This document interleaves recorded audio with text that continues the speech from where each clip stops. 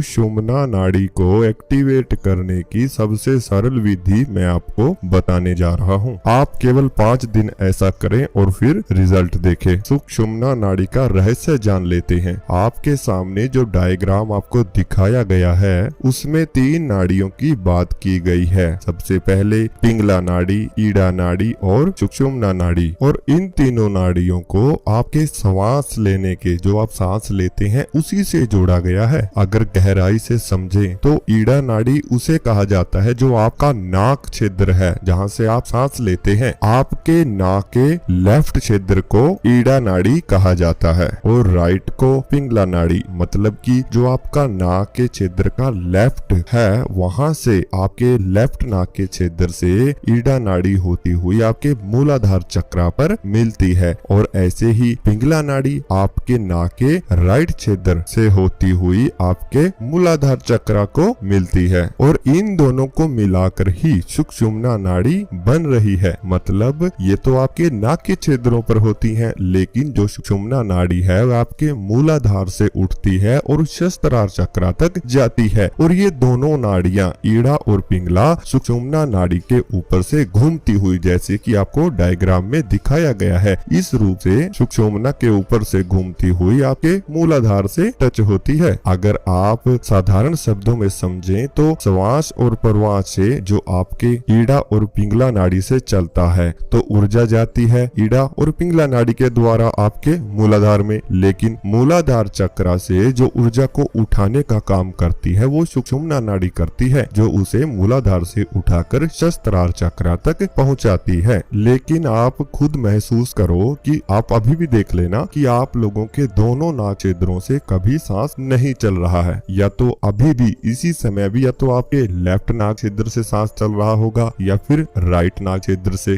दोनों से कब चलता है? जब आपका मन स्थिर हो जाता है, जब आपका शरीर स्थिर हो जाता है तब चलता है। और ध्यान के समय पर अगर आप लोगों की ईड़ा नाड़ी यानी कि आपके लेफ्ट नाक छिद्र से सांस चल रहा है, मतलब कि आपकी ईड़ा नाड़ी एक्टिवेट है, तो ऐसी स्थिति में आप लोगों का मन चंचल रहेगा। आपको विचार आने शुरू हो जाएंगे, अलग अलग रूप से आपको विचार आएंगे। आप लोग ध्यान लगाने का प्रयास करेंगे लेकिन आपका मन बार बार भटकता रहेगा। तो यहाँ से आप समझेंगे कि अगर आपकी ईड़ा नाड़ी एक्टिवेट है तो आपका मन चंचल रहता है और शरीर स्थिर रहता है। लेकिन अगर ध्यान के समय पर आपके राइट नाक छिद्र से सांस चल रहा है और लेफ्ट बंद है तो ऐसे में आपकी पिंगला नाड़ी एक्टिवेट है, और जब पिंगला नाड़ी एक्टिवेट होती है तो आपका मन तो निरंतर में रहता है, ठीक है, मन तो आपका स्थिर रहता है, लेकिन शरीर आप लोगों का ऐसी स्थिति में स्थिर नहीं रहता। आपका शरीर चंचल रहेगा। जैसे ध्यान के समय पर दर्द महसूस होना, कभी पाँव, कभी आप लोगों के शरीर में दर्द होना, कभी आपके शरीर में खुजली होना, बेचैनी होना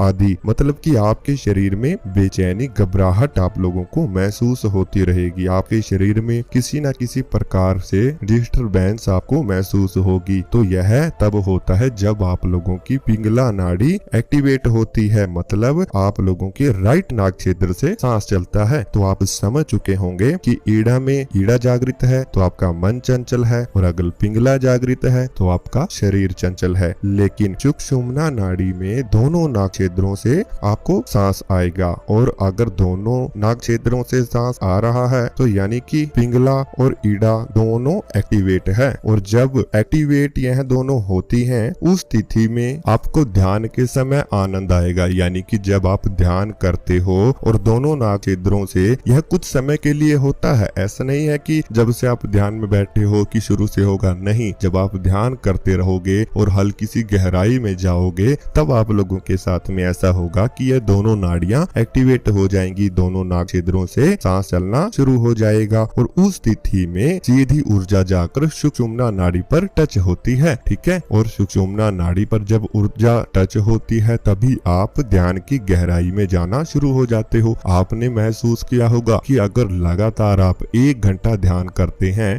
तो 30 मिनट के बाद ही आप लोगों को ध्यान की गहराइयों का अनुभव आना शुरू होता है। लेकिन जैसे जैसे आपके शरीर में स्थिरता बढ़ती है वैसे वैसे ये समय कम हो जाता है। जैसे कि शुरुआत के 10 मिनट के बाद ही आप गहराई में चले गए और बैठते ही ध्यान की गहराई में चले गए, इस तरह से होना शुरू हो जाता है। यानी कि जो आपके ईड़ा और पिंगला नाड़ी है उन दोनों का जागृत होने का समय भी बढ़ जाता है। जैसे पहले शुरुआत में वह केवल 2 या 3 मिनट जागृत होती है, फिर वह 5 मिनट जागृत होगी, फिर वह 10 मिनट जागृत होगी, फिर वह घंटों भर भी जब तक आप ध्यान में बैठे हैं वह जागृत ही रहेगी। और एक समय ऐसा भी आता है कि जब आप ध्यान से उठ भी जाते हैं फिर भी वह कुछ समय के लिए एक्टिवेट ही रहती है। कहने का मतलब है कि जब ये दोनों नाड़ियां एक्टिवेट होंगी तभी आप लोगों को ध्यान की गहराइयों का अनुभव होगा, क्योंकि सुषुम्ना नाड़ी में व्यक्ति को ध्यान का फल मिलता है और फल तब मिलेगा जब दोनों नाड़ियां एक्टिवेट हैं और सुषुम्ना को ऊर्जा दे रही हो।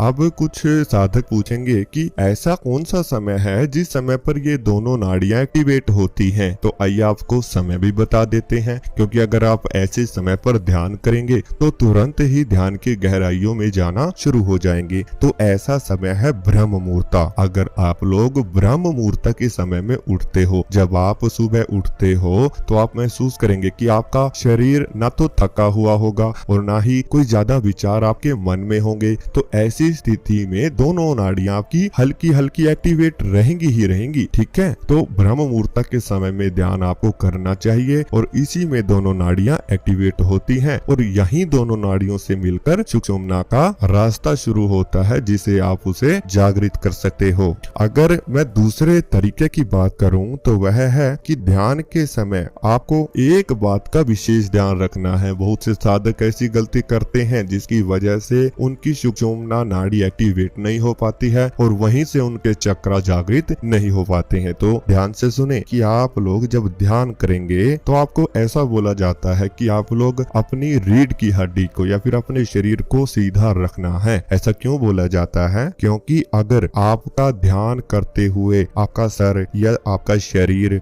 हल्का सा भी जाने अनजाने में आपके लेफ्ट तरफ झुक जाता है, हल्का भी झुक जाता है, तो आपकी ईड़ा नाड़ी एक्टिवेट हो जाती है। और ऐसे ही ध्यान करते करते अगर आपका सर या फिर आपका शरीर हल्का भी अगर राइट की ओर झुक जाता है तो आपकी पिंगला नाड़ी यानी कि आपका जो नाक का राइट क्षेत्र दाहिना क्षेत्र है वह खुल जाता है। लेकिन आप लोगों को एक क्षेत्र को जागृत नहीं करना है, आपको ईड़ा और पिंगला दोनों को जागृत करना है। अगर आपको दोनों को जागृत करना है तो आपको बिल्कुल रीढ़ की हड्डी को सीधा रखकर ही बैठना होगा, क्योंकि सुषुम्ना नाड़ी आपके मध्य में बसी हुई है, आपके बीच में है, मुख्य आधार आप लोगों का है। और जब आपकी दोनों नाड़ियों से इक्वल सांस जाएगा तभी आपकी सुषुम्ना नाड़ी एक्टिवेट होती है। इसमें आप लोगों को ज्यादा अभ्यास या प्रयास करने की आवश्यकता नहीं है अगर आप इस बात को गहराई से समझे तो, क्योंकि आपने इतना तो समझ ही लिया है कि ईड़ा और पिंगला नाड़ी से अगर सांस दोनों क्षेत्रों से आपके नाक क्षेत्रों से जाए तो सुषुम्ना अपने आप ही एक्टिवेट होना शुरू हो जाएगी। लेकिन यह ईड़ा और पिंगला कभी भी एक साथ इकट्ठी जागृत बहुत ही कम समय के लिए होती है। तो आपको ऐसा भी होगा कि कोई ऐसा तरीका बताएं जिसे यह तुरंत जागृत हो, आप दोनों को जागृत कर पाए। तो मैं आपको बिल्कुल सरल विधि भी बता देता हूँ। आप लोगों को एक काम करना है, जब ध्यान करने के लिए तैयार हो जाएं और ईड़ा और पिंगला को जागृत करने के लिए आपको ध्यान में जब बैठना हो तो सबसे पहले यह देखो कि आपकी कौन सी नाड़ी एक्टिव है, यानी किस नाक से आपको सांस आ और जा रही है। जिस नाक क्षेत्र की साइड से सांस आ और जा रही है यानी वो एक्टिव है। आपको अब दूसरी नाड़ी को एक्टिव करना है, यानी अगर आपकी लेफ्ट नाक क्षेत्र से सांस आ रही है तो यानी कि आपकी ईड़ा नाड़ी एक्टिवेट है और आपको पिंगला को एक्टिवेट करना है, या फिर पिंगला एक्टिवेट है आपको ईड़ा को एक्टिवेट करना है। जिस नाड़ी को आपको एक्टिवेट करना है उसके नाक क्षेत्र से खुद से ही अनुमान लगाना शुरू करो और जिस नाड़ी को एक्टिवेट करना है उस नाड़ी पर ध्यान लगाओ और 2 या 3 मिनट आप उस नाड़ी पर अपना ध्यान लगाते रहो और महसूस करो कि सांस आने जाना शुरू हो रही है। मेरी राइट या फिर लेफ्ट जो आपकी नाक क्षेत्र बंद है वह खुलना शुरू हो रही है। आप लोग देखेंगे कि 20 से 30 सेकंड में वो नाक क्षेत्र से सांस आना जाना शुरू हो जाएगा, यानी दोनों नाड़ी एक्टिवेट हो जाएंगी और फिर तुरंत आप ध्यान में बैठ जाओ